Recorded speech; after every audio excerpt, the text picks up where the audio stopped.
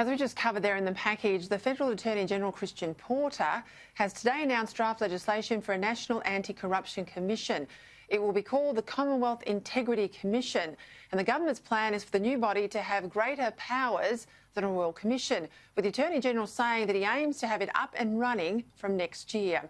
Joining me now for his analysis, the Australian's political editor, Dennis Shanahan from Canberra.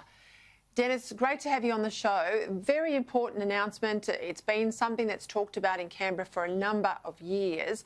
The announcement today came with a fairly hefty budget, $140 million, 172 staff, a lot more sizable than we see in terms of resourcing at state counterparts. What's your view of the bit of detail we certainly saw today? Well, on the first point, Peter, it is encouraging to see the size of the resources being applied to the federal ICAC, because one way of strangling a corruption commission is to strangle the resources. And we know that some state commissions sometimes feel the pressure of the lack of funds from state government. So that is a very important issue for the federal government to address from the beginning. Now, there are some absences and some additions here. First of all, the timing, very typical of Scott Morrison. He promised it quite some time ago. Labor has been applying a lot of political pressure, but the Prime Minister tends to operate on his own agenda, his own schedule, and produce his own legislation, which is what he's done in this case. There are a couple of interesting aspects. For a start, the federal ICAC will not have largely public hearings except for some police officers. Now, this removes that whole aspect of the Star Chamber, which we have seen particularly in the New South Wales ICAC, where people have been had their reputations absolutely traduced before the ICAC. They've lost their jobs. Sometimes, in fact, we've seen 2 Liberal premiers go as a result, and perhaps a third of ICAC hearings. So the feds are not going to have public hearings. A lot of people will object to that. They also do not include judges. Federal judges will not be included in the area of corrupt investigations. Also, it will not have its own self-referral. That is, it can't decide, well, here's something that looks a bit suspicious, we'll go and investigate that. It has to come from a referral in most cases. So there are some fairly strong limits here on what the ICAC can do and how it can operate. As with the others, it doesn't actually recommend charges. That has to be left to the state justice systems.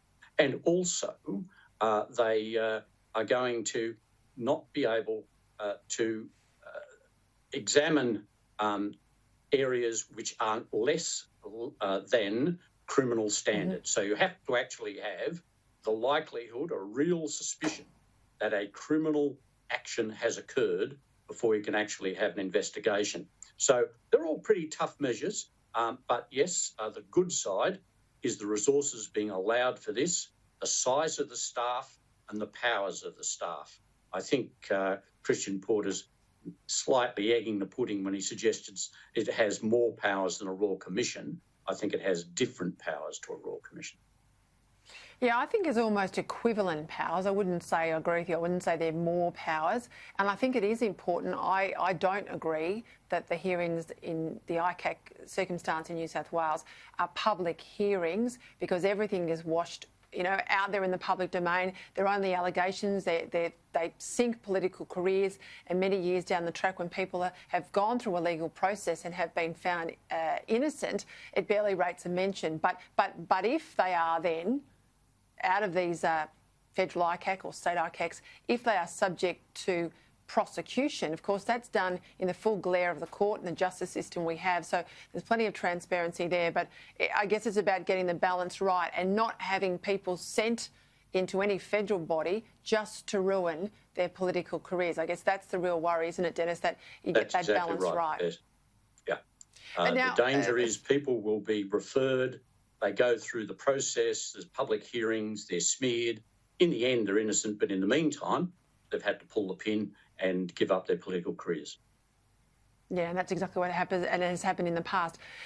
Christine Holgate, did she have any choice but to go, head of Australia Post, after the Cartier watches? And not just that, but a whole lot of what people would see for an organisation that's a government business enterprise, not taxpayer funded, but it generates income for taxpayers, certainly owned by the taxpayers. They probably think that is beyond the pale. Yes, look, I think Christine Holgate didn't quite make the right judgment in deciding that her Australia Post would be treated as a taxpayer-funded operation, a government-owned operation. As Scott Morrison said in Parliament, we, the government, are the taxpayers, are the shareholders on behalf of the public, and everyone has a letterbox. Everyone was interested in this. And while, you know, the gold watches, the amount of money and some lavish hotel spending and so forth, this isn't corrupt behaviour. This wouldn't be stuff which would go to the federal ICAC. But it doesn't, as she finally realised, pass the pub test, particularly when Australia Post had been under pressure from Labor over hiring, employment, shifting jobs around during COVID and trying to toughen up its industrial relations. So she picked the wrong moment to hand out what was the wrong symbol to people who could have been paid in cash, as some people at the ABC have been paid as a bonus, and no one blinked. Yeah, absolutely right. Dennis Shanahan, thank you for your time. Thank you, Peter.